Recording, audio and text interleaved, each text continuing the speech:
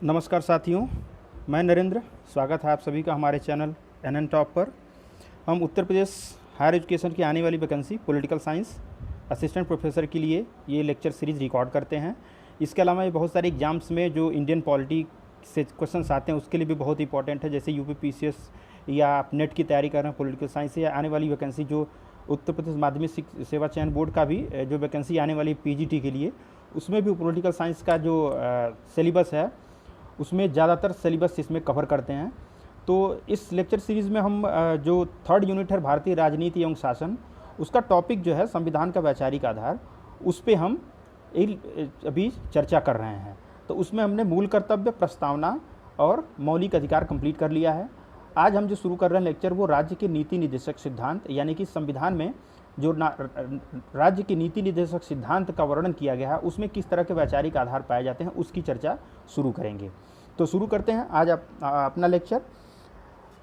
देखिए, राज्य के नीति निर्देशक सिद्धांत जो है हमारे संविधान का सामाजिक दर्शन का वास्तविक तत्व उजागर करते हैं।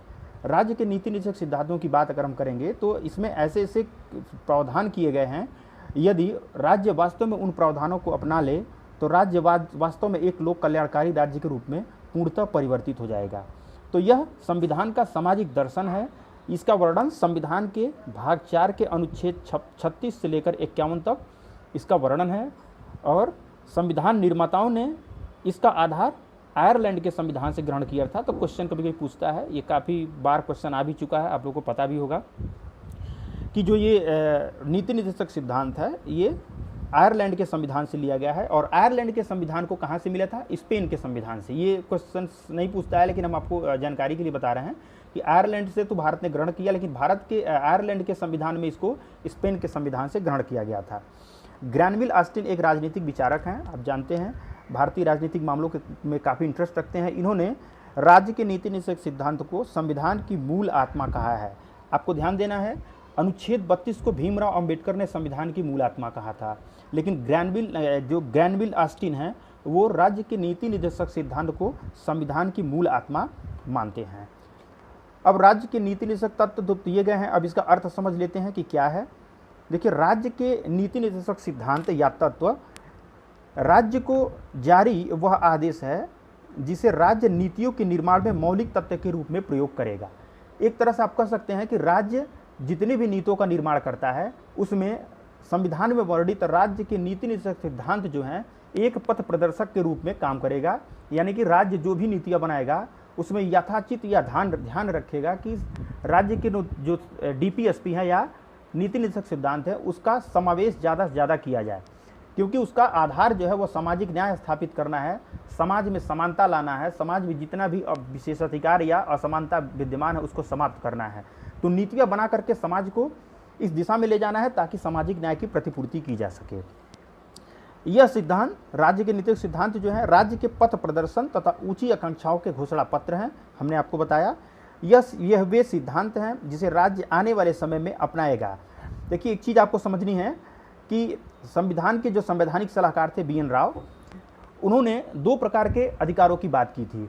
एक जो न्यायोचित होगा और दूसरा गैर न्यायोचित होगा। न्यायोचित का मतलब उसको लागू कराने के लिए आप डायरेक्ट कोर्ट की शरण में जा सकते हैं, अगर उसका वायलेशन होता है तो आप कोर्ट की शरण में जा सकते हैं। लेकिन गैर न्यायोचित अधिकार वैसे अधिकार हैं जिसका उल्लंघन होने पे आप उसके इन्फोर्समेंट के लिए आप कोर्ट में तो नहीं जाएंगे, लेकिन वे सिद्धांत राज्य की मर्जी के ऊपर, राज्य की इच्छा के ऊपर छोड़ दिए गए कि जिस तरह से राज्य जिससे जैसे समृद्ध होता जाएगा, जैसे जैसे राज्य मजबूत होगा उसकी आय बढ़ेगी, और जैसे ही विकसित समाज की तरफ विकसित हमारा राज्य आगे बढ़ेगा, वे अपनी नीतियों में इन चीज़ों का समावेश करेगा। क्योंकि जब भारत आज़ाद हुआ था तो आज़ादी के समय आपको पता ही है कि भारत की आर्थिक स्थिति बहुत खराब थी। तो यह संभव नहीं था कि ऐसे नीति निर्देशक सिद्धांत दिए गए हैं उसको लागू किया जाए, क्योंकि उसको लागू करने में भारी पैमाने पर संसाधनों की ज़रूरत थी और वो संसाधन तत्कालीन समय में उपलब्ध नहीं थे। तो ये वे सिद्धांत थे, इसको ऐसे रूप में दिया गया कि राज्य इसको धीरे धीरे जैसे सशक्त होता जाएगा, जैसे आर्थिक रूप से मजबूत होता जाएगा, साक्षरता बढ़ती जाएगी, लोगों का पर कैपिटा इनकम बढ़ता जाएगा, सरकार उसको समय समय पर इन नीतियों के माध्यम से इसको लागू करती चली जाएगी।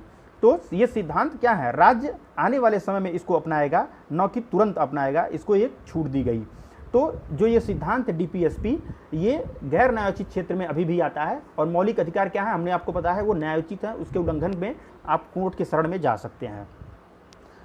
देखिए अनुच्छेद 37 में स्पष्ट रूप से कहा गया, क्या कहा गया कि राज्य के नीति निर्देशक उपबंधों को किसी भी न्यायालय द्वारा बाध्यता नहीं दी जा सकेगी कि इसको लागू किया जाए, किंतु जो भी इसमें दिए गए सिद्धांत हैं वह देश के शासन में क्या है, मूलभूत होंगे, फंडामेंटल होंगे। मूलभूत होंगे मतलब आप नीतियां बना रहे हैं तो वो फंडामेंटल होंगे, बेडरॉक होंगे, उसी पे ही आप नीतियों का निर्माण करें, उसी को ध्यान में रख करके नीतियों का निर्माण आपको करना होगा।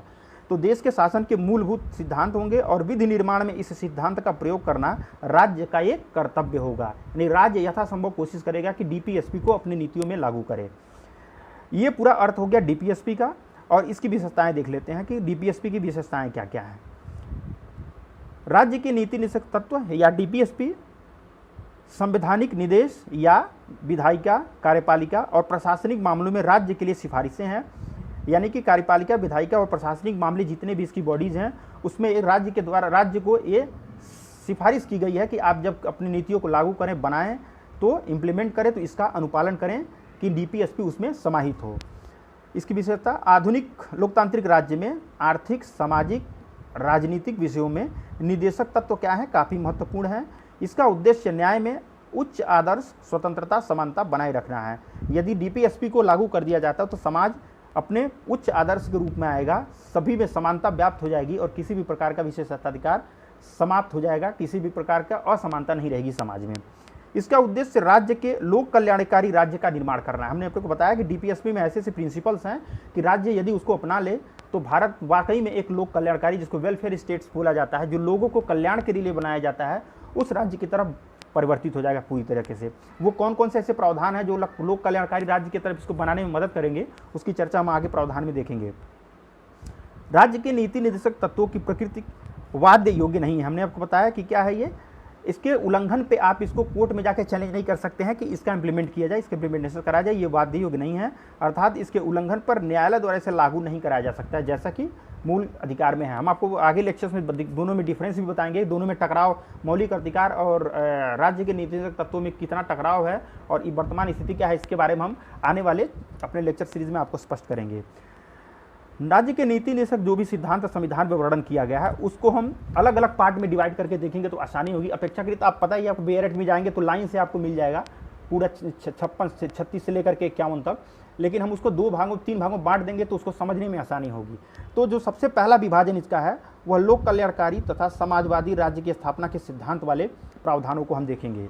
तो सबसे पहला प्रावधान इस दिशा में समाजवादी और लोक कल्याणकारी के लिए, लोक कल्याण की वृद्धि के लिए सामाजिक, आर्थिक, राजनीतिक न्याय द्वारा सामाजिक व्यवस्था सुनिश्चित करना, सामाजिक व्यवस्था सुनिश्चित करना, और ये ध्यान देना आपको, और आय, प्रतिष्ठा, सुविधाओं और अवसरों की असमानता समाप्त करना, यानी कि आय के आधार पर, प्रतिष्ठा के आधार पर, सुविधाओं के आधार पर और अवसरों की उपलब्धता के आधार पर जो समाज में विद्यमान असमानताएं हैं उसको समाप्त करना डीपीएसपी का एक प्रमुख उद्देश्य है। ये जो लास्ट वाला है, आय, प्रतिष्ठा, सुविधाओं और अवसरों की असमानता को समाप्त करना, इसको 44वें संविधान संशोधन 1978 के द्वारा जोड़ा गया है और इसको 38 में जोड़ा गया है, अनुच्छेद 38 में। यानी कि अनुच्छेद 38 में ये सारे तो है ही, लोक कल्याण की वृद्धि के लिए सामाजिक, आर्थिक, राजनीतिक न्याय द्वारा सामाजिक व्यवस्था सुनिश्चित करना, और इसके अलावा इसमें जोड़ा गया बाद में आय, प्रतिष्ठा, सुविधाओं और अवसरों की असमानता को समाप्त करना। दूसरा देखें, सुरक्षित करना। क्या सुरक्षित करना है? 3-4 इसमें प्रावधान है क्या सुरक्षित करना है। सबसे पहले सभी नागरिकों को आजीविका का पर्याप्त साधन, सभी नागरिकों को आजीविका के पर्याप्त साधन प्राप्त करने का अधिकार होगा। सामूहिक हित के लिए समुदाय के भौतिक साधनों का सम वितरण होगा, मतलब सामुदायिक हित में जो हमारे पास नेचुरल या फिजिकल रिसोर्सेज हैं उसका समान वितरण होगा, इक्वल डिस्ट्रीब्यूशन होगा, उसमें किसी प्रकार का विभेद नहीं किया जाएगा।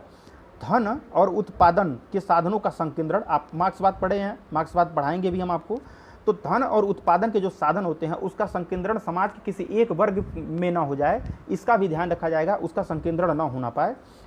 पुरुषों और स्त्रियों के समान कार्य के लिए समान वेतन का प्रावधान किया जाएगा। ये किसमें दिया गया है आगे देखेंगे, अनुच्छेद 39 में सारा इसका प्रावधान है। कर्मकारों के स्वास्थ्य, शक्ति तथा बालकों को अवस्था के दुरुपयोग से संरक्षण, बालकों के स्वास्थ्य का विकास के अवसर आदि जैसे प्रावधान अनुच्छेद 39 में वर्णन किया गया है। ये सारे डीपीएसपी अनुच्छेद 39 में इसका वर्णन है। अन्य प्रावधान समाज समान न्याय यानी इक्वल जस्टिस, गरीबों को निःशुल्क विधिक सहायता उपलब्ध कराना, ये कब जोड़ा गया? 42वें संविधान संशोधन 1976 के द्वारा अनुच्छेद 39 क के माध्यम से इसको जोड़ा गया है। 39 हम पढ़ चुके हैं ऊपर, ये देखिए, ये ऊपर से सुरक्षित करना क्या क्या, ये 39 में आएगा। और 39 क में 46वें संविधान संशोधन के द्वारा 42वें संविधान संशोधन द्वारा 39 क जोड़ा गया और उसमें प्रावधान किया गया कि समान न्याय और गरीबों को निःशुल्क और विधिक सहायता उपलब्ध कराना भी नीति निर्देशक का ही एक काम होगा।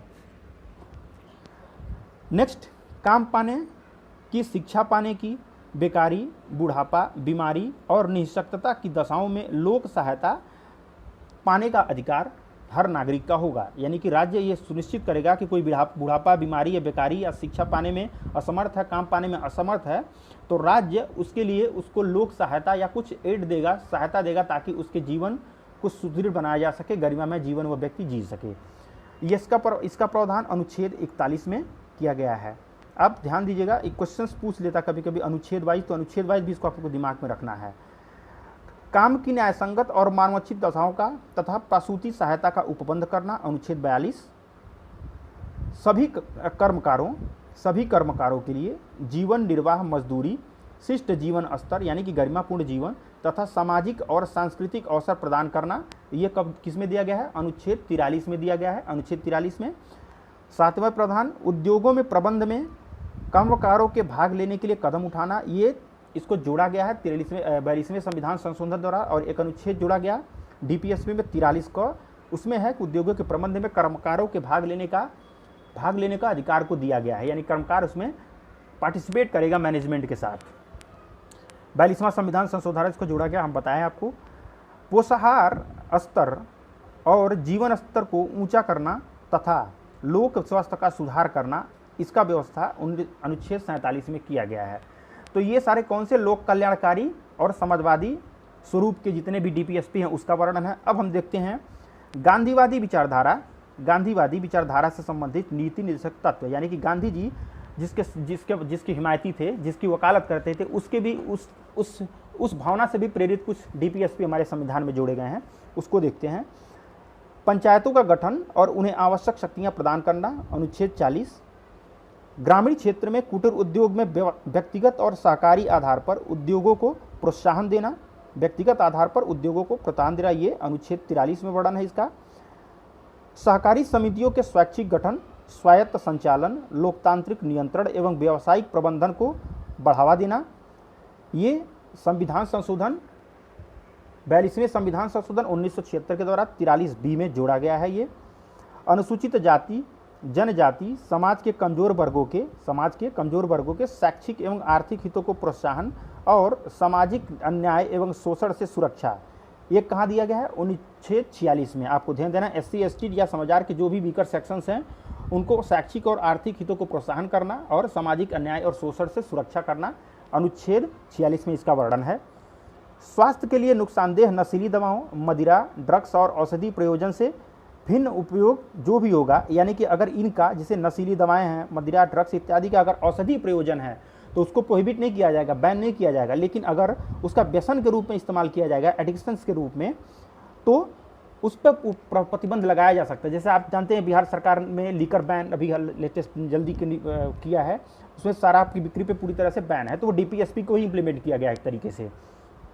इसका वर्णन अनुच्छेद 47 में किया गया है, 47 में। अब गांधी जी पता ही आपको कि एक क्या थे, मानवतावादी थे, तो वो पशुओं, पक्षियों और उसके साथ साथ पूरी मानव जाति के साथ प्रेम करते थे। तो उन्होंने गाय, बछड़ा एवं दुधारू पशुओं को बलि पर रोक लगाने की पुरजोर समर्थन किया था, तो उसको भी संविधान के डीपीएसपी में ऐड किया गया है। तो इसमें कहा क्या गया है, गाय, बछड़ा, अन्य दुधारू पशुओं की बलि पर रोक तथा उनकी नस्लों, ये नस्लों नहीं है, नस्लों हैं, में सुधार को प्रोत्साहन देना, अनुच्छेद 48 में इसका वर्णन है। ठीक, ये देखा हमने गांधीवादी विचार जो डीपीएसपी में ऐड किए गए हैं। देखिए डीपीएसपी थोड़ा लंबा है, इसको और अच्छे से पढ़ेंगे तो इसको हमने 2-3 पार्ट में डिवाइड कर दिया है, तो एक छोटा छोटा 3-4 वीडियो हम बनाएंगे इस पर। तो इसमें आपको परेशान नहीं होना है। आने वाले वीडियो में जो भी इसके टॉपिक्स हैं उसको डिवाइड किया गया है। अन्य बौद्धिक आधार पर जो उदारवादी विभाजन के आधार पर जो बचे हुए प्रावधान है डीपीएसपी के, उसको देखेंगे। डीपीएसपी के अन्य प्रावधानों में जैसे कि कौन कौन से नए प्रावधान जोड़े गए हैं और क्लासेस कहाँ कहाँ हैं, वो सारे जो बातें हैं उसको हम नेक्स्ट लेक्चर में शेयर करेंगे। तो आज हमने देख लिया डीपीएसपी क्या है, उसकी विशेषताएं क्या है, ठीक है, और गांधीवादी और समाजवादी विचारधारा से संबंधित जो भी डीपीएसपी हैं उसको हमने आज देख लिया है। तो आपसे मिलेंगे हम नेक्स्ट वीडियो में, तब तक गुड बाय।